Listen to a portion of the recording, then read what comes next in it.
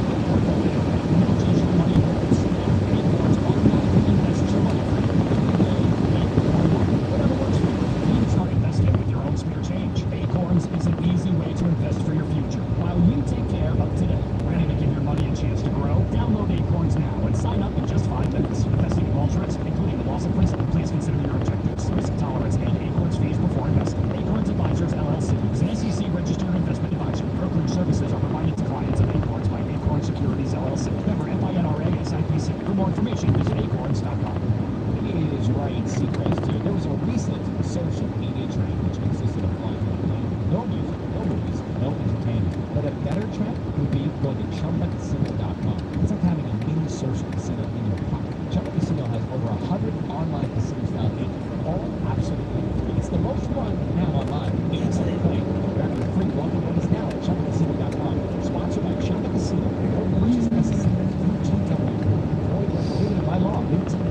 Go get some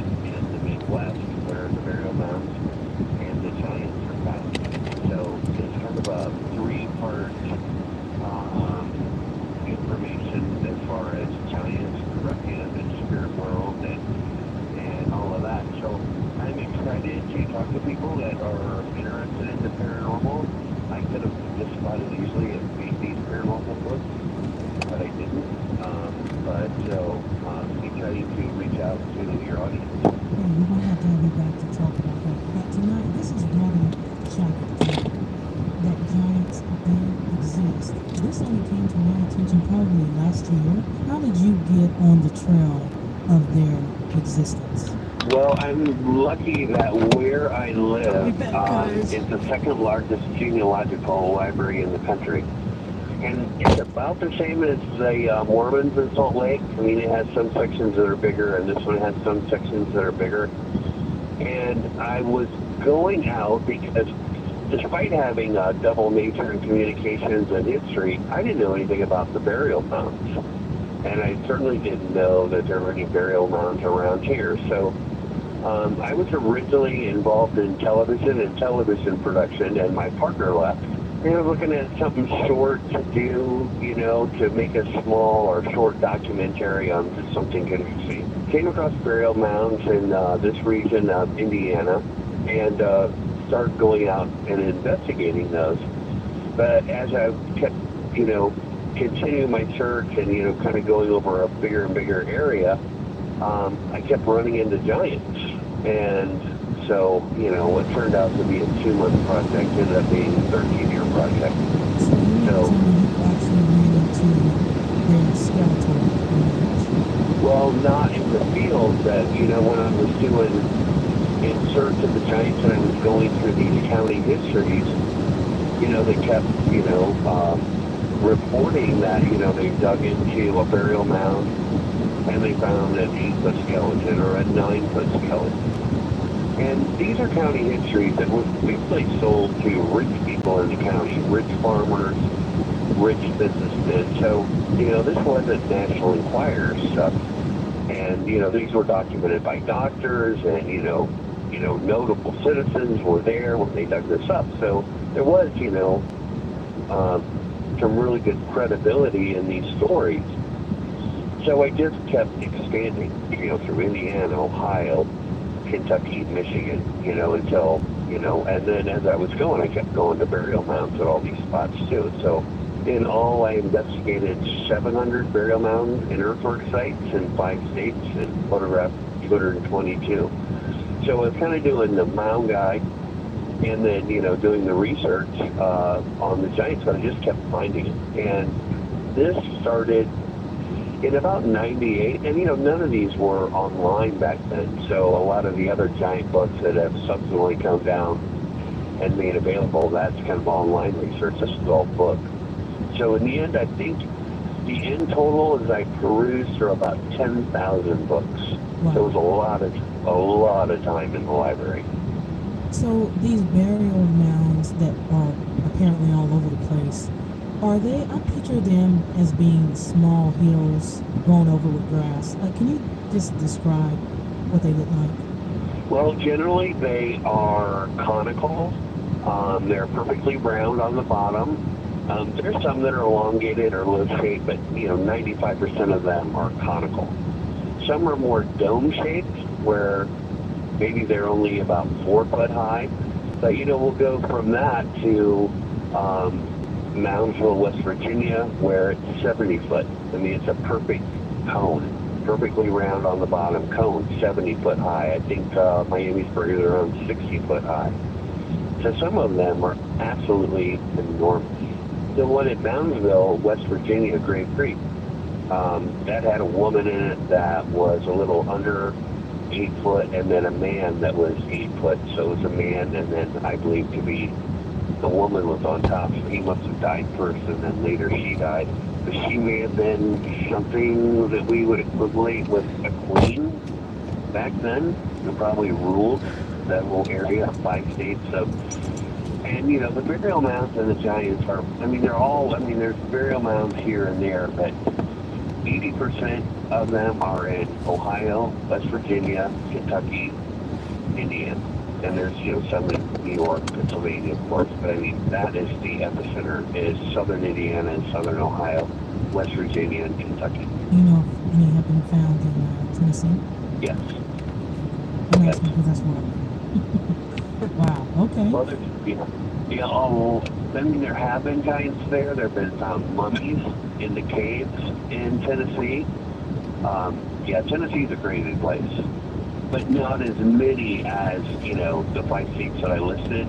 So that's kind of the periphery, kind of the suburbs, we could call it.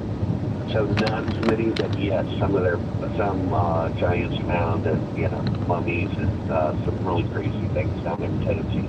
Now, in your research, have you found any evidence as to the reason they are buried this way? Yes, they believed in ancestral worship, and the burial mound was a way for the living to connect with the dead. So the burial mound is a portal, and the spirits are earthbound. So that's an important note, that when they put somebody in the mound, those spirits stay there. And those people worship at the mound and worship their ancestors.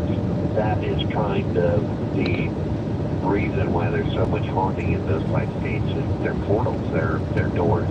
But that's why they were built. And those doors remain open today. I see. So, let me ask you this before I go on to that. What race were these guys? Well, they were 2 different people. In the Encyclopedia of Ancient Giants, and then more so in the Nephilim Chronicles Fallen Angels, the evidence is that these were, the accounted giants in the Bible known as the Amorites. They were real people. They controlled Babylon from the years 2000 BC to 1600 BC. They are the ones that developed complex mathematics, pi, square root, their sacred geometry of the circle being symbolic of the sun and the square being either the earth or the lunar mother. We find that in Ohio. We find within the Ohio reports evidence that they knew pi, they knew square roots of numbers, and constructed the earthworks accordingly. And there's a number of things of Indian legends who talk about people coming from the east long ago. So it's a myriad of information and evidence of who they were.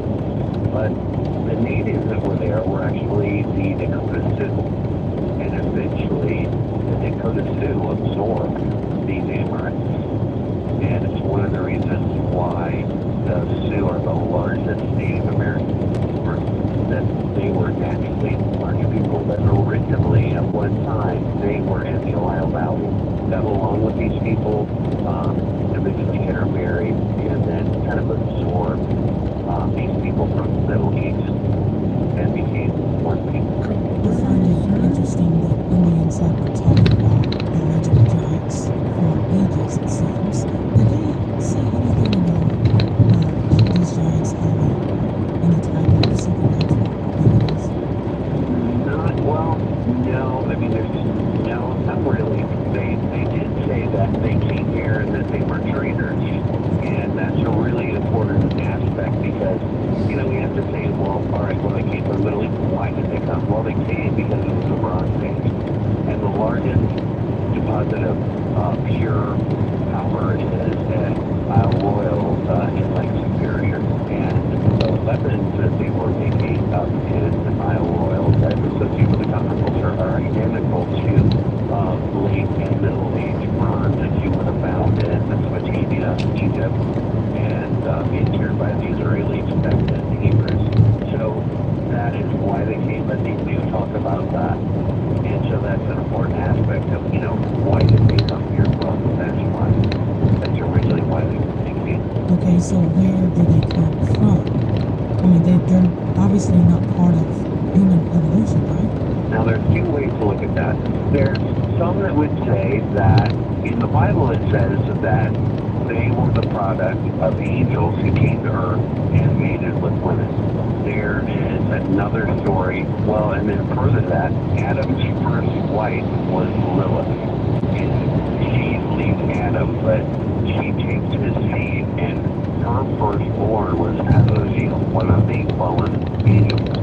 And Azazel, it comes down, mates with the women, and that is the bloodline of the Nephilim, or the Rephaim.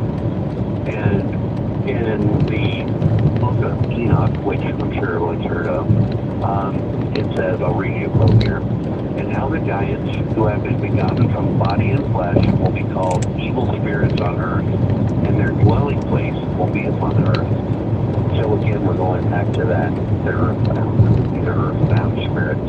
I see. So let's talk about the Smithsonian for a minute. I just find it very fascinating how they try to keep a tight lid on this. I don't know what happened to the skeletons they were able to get their hands on, but when was it first reported that the Smithsonian had some of these giants in their possession? Well, it's interesting, and when you read, the encyclopedia has 900 accounts in there of giant skeletons and their discovery. But what's interesting is that the Smithsonian were sending their agents out where they would catch wind that somebody found a giant skeleton in Picnicle, Ohio, and they would send their agents, from Washington via train, stagecoach, and whatever, to go to some backwater to go get it. So they made a real effort to collect as many of these large skeletons as they could get their hands on. To think that, that they weren't that involved or they weren't that interested in it is really a lie. And as you read through all those reports, you can say, like, wow, I mean, what it would have taken in money just to have these agents traveling all over the Midwest collecting them. And then once they get them, they're just gone. When you've got a lot on your plate, your financial future is the last thing on your mind. You've got groceries to buy, gas tanks to fill, and your kid just got invited to another birthday party. How are you supposed to find the time or the money to invest? Let Acorns help. Acorns makes it easy to invest for you, your kids, and your retirement all in one app. Answer a few questions, and Acorns will recommend an expert with a portfolio that matches your money goals. Then Acorns automatically invests your money for you every day, week, or month, whatever works for you. You can even start investing with your own spare change. Acorns is an easy way to invest for your future, while you take care of today. Ready to give your money a chance to grow? Download Acorns now and sign up in just 5 minutes. Investing involves risk, including loss of principal. Please consider your objectives, risk tolerance, and Acorns fees before investing. Acorns Advisors LLC is an SEC registered investor.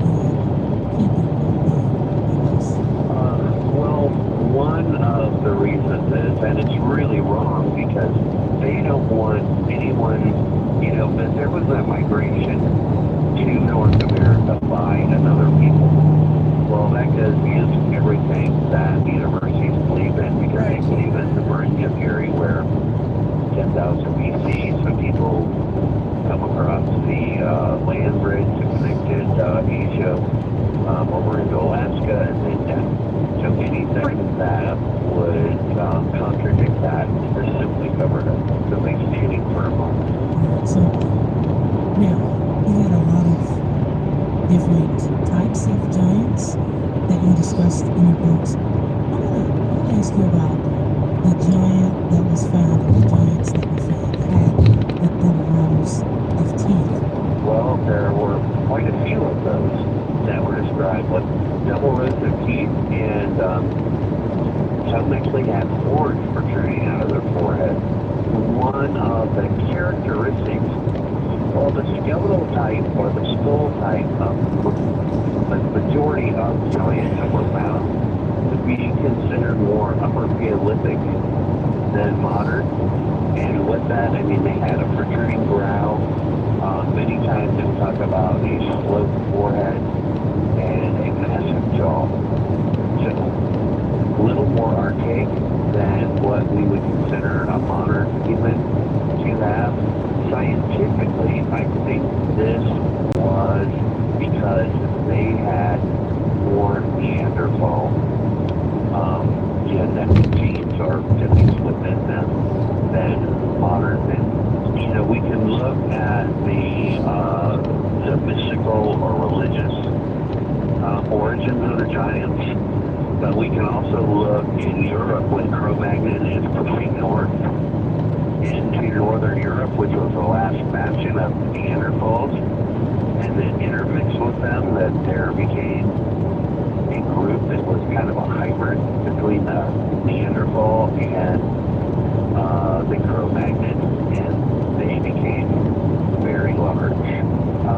Now, once again, the universities teach the replacement theory, where Cro-Magnon came in and replaced Cro-Magnon. But there is another model, can't think of it right now, but that they have mixed, and that seems more probable, or some of them actually did that. So there is some scientific basis on how these people just became so large.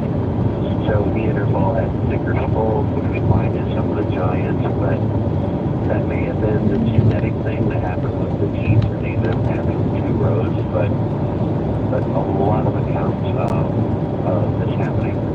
And it's interesting that in the Bible they mention that some of the giants, this is in the Jewish Talmud, that some of the giants over there also had double rows of teeth. So an interesting parallel there. But the horns, though, I mean, how does that happen? You said you found several of these, or several of these were found, not by you, but someone else. How does the horn happen? Well, again, you know, I think it's, you know, you have the Neanderthal with a really big skull, and the Cro-Magnon, and I just think it's a genetic mutation of some sort. Now, what's interesting is, if you look up Moses and horned Moses, a lot of times Moses is depicted with horns out of his forehead. The story is that when he comes down from Mount Sinai, they changed it, and they said, and he, you know, gets to the bottom and his face shone, but in actual translation is his head was horned. And so if you look at paintings of Moses from like medieval times, they always have horns coming out of his head. So I don't know, you know, it's just one of those crazy things. But you know, there's so many accounts of it happening that, you know, yeah, 9-foot people, horns coming out of their head, double rows of teeth. It would have been something to been back in those days to see these people. Absolutely, I totally agree. I want to talk about different types of giants you described in your book that you call black-bearded and red-haired giants. There were mummies in Tennessee, and some of them had red hair, some of them had blonde hair, and that legend that you're referring to is the Algonquin legend of the giants. Some had red hair, some had black hair. Now, I've always believed that meant, my theory is that you had the Hopewell builders who were Dakota Sioux, and then you had these Amorites, and they had red hair, blonde hair, and so you would have seen that black hair and red hair. And so I think that just makes those two people, and and that's what they are describing is the Sioux and then the Sabines. But that's not the only Indian legend that refers to that. So there's others that refer to red hair and white skin, and some of them call them white Indians. And so, you know, that's kind of on the same line as what the Algonquins believe. So, but it's pervasive amongst Native Americans that there were giants that were in North America in ancient times. They were found in other parts of the world as well, correct? Well, yeah, and you know, interesting enough, as I go into the late Fallen Angels, is I mentioned before that, you know, they had come here for copper. Well, it happens that the tin deposits are in England, and so they bronze, copper, and tin. Well, over in England are also conical mounds, and many of the conical that you'll have a ditch or an earthwork surrounding them. And you find conical mounds with a ditch or earthwork around them over there. In England, they have what's called a henge, and a henge is a circular work with an henge and an outer wall and a gateway that's generally aligned to a solar vent. So you think of Stonehenge, well, you know the stone's in the middle of the earthwork that goes around it. That's the henge. Over in England, there's all sorts of that's the most common earthwork. Well, the most common earthwork in the Ohio Valley are Indians, and like for England, they're aligned in solar vents. But also over in England, within the burial mounds, they call barrows over there, are many, many large, which are related to what they call over there the Beaker people. But there are so many parallels between England, large skeletons, there's multiple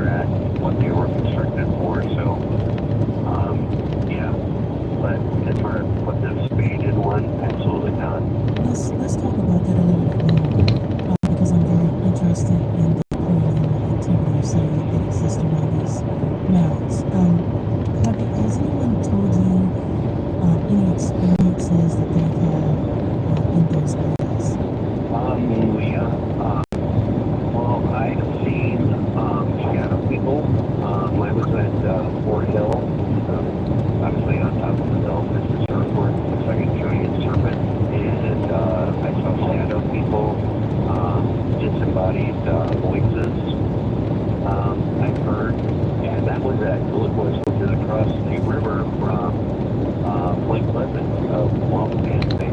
Perspective, I didn't know what Mothman was, so I didn't really get into paranormal until after I found all these sites and then started putting it all together. And then, with doing the book, it's just like, man, I'm kind of glad that I didn't know then what I know now. It would have been a lot more creepy, but yeah, it's kind of a creepy experience going to these sites. There's definitely energy fields.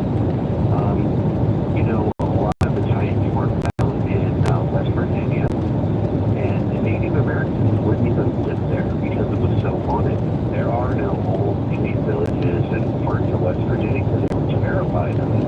The Shawnee, called the Kanawha River, that runs into the Ohio River at Point Pleasant, where Mothman is, and then down to Charleston. But the Shawnee call that the river of evil spirits.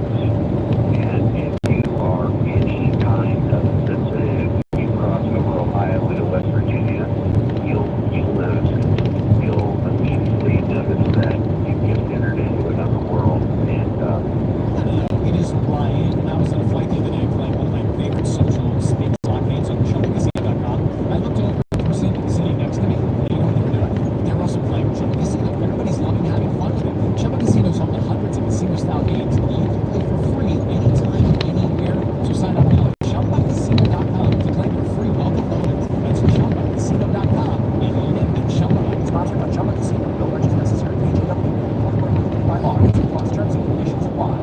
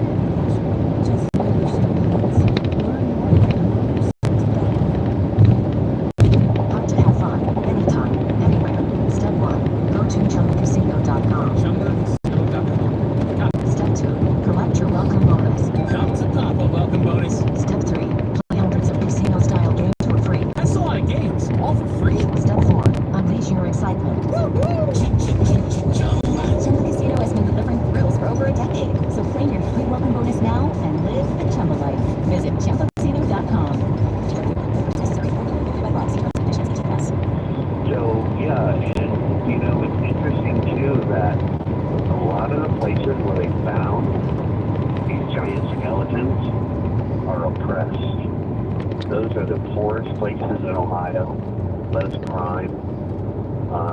There's some real interesting parallels about the giants and even what we find today about the communities. So, but yes, there is a lot of parallel.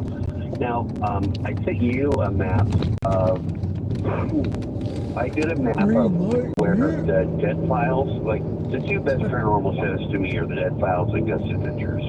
Those two would rank 1 and 2. They are great. They really are. So I did a map of every season and every show, and I plotted it on a map where they went. And interesting enough, they have been to the areas where there are the giants in Indiana, Kentucky, Ohio, New York, Pennsylvania, and somewhat West Virginia. Well, West Virginia, I mean, with its population, would be right up there. But where most of these giants and mounds are is where they're going. Now, I mean, granted, they've been all over the country, but we find giants. But it's real interesting that when you look at this map, that cluster is right where these giants or Rephaim or Amorites were building their mounds. So it's a really interesting parallel and correlation between where they're going and investigating paranormal activity and where these burial mounds are. And many times I'll go on a show and be like, oh yeah, there's a giant, there's a bunch of mounds, around there. Well, the most haunted place in America that some would say is Bounceville Prison, West Virginia, right? I mean, everyone's heard of that. Well, what's in the front yard of that? I mean, right in the front yard is that 70-foot mound where there was an 8-foot woman and an 8.5-foot man. The largest burial mound in the whole of Ohio Valley is right in their front lawn. I mean, you could throw a rock from the top of the mound and hit the prison. Wow. That's very, very, very interesting. there probably is a correlation there. So it's interesting you brought that up. You did email me that map, and I did look at that. So I had no idea. Well, for those listening, if you just go to Google and put Requiem Spirits map, I think North America, you'll find it.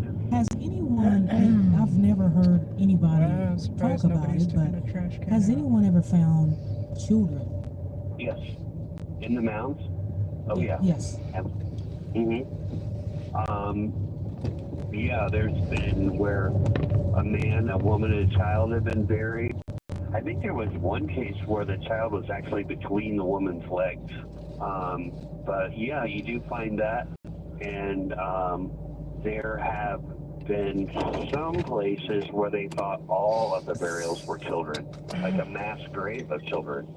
So, yeah, and there was one in a burial mound, I think it was in Hardin County, Kentucky, and there were a lot of children, and I think a lot of the kids had double rows of teeth. Oh, really? Yeah. That's pretty scary. I wouldn't want to run into anybody with double rows of teeth. Oh wow. Okay. Now many of my Stuck listeners would together. appreciate asking you about the ancient dwarves and fairies See in you your guys book later. and how they came to the conclusion of their existence. There's an interesting story that they talk about in the Book of Enoch. And according to that there was a fairy race and they had aligned themselves with Lucifer. So when God sends these fallen angels down into hell, he also sends the fairies. For some reason, in mid-flight or mid-descent, God changes his mind. And then he says, you're going to be earthbound. So wherever they landed is kind of what kind of spirit they became. So if they landed in the woods, they were wood spirits, water spirits, and so on. So these are a big part, and we get a little bit more of that when we get into England and Scotland. Of course, the fairies are really big over there. But what most people don't realize is that they are associated with burial mounds. So their spirits are using burial mounds as portals, just like the Requiem are. Native Americans, and especially in the region where these burial mounds are, all have stories about fairies. And they weren't good. And they generally are not. And we tales of them in Ireland, England, Scotland. They're not good. You do not want to run across the fairies. Bad things are going to happen. But Native Americans believe the same thing. And I mean, that was something that they feared in certain places. But there's been fairies that have been spotted at Mound State Park and another place here in Indiana where people have seen them. But yeah, it's not a good thing to come across them. Native Americans, because they believe that they were here. But in the book, there's whole graveyards with thousands of them. Is this a dwarf race? Is this some sort of physical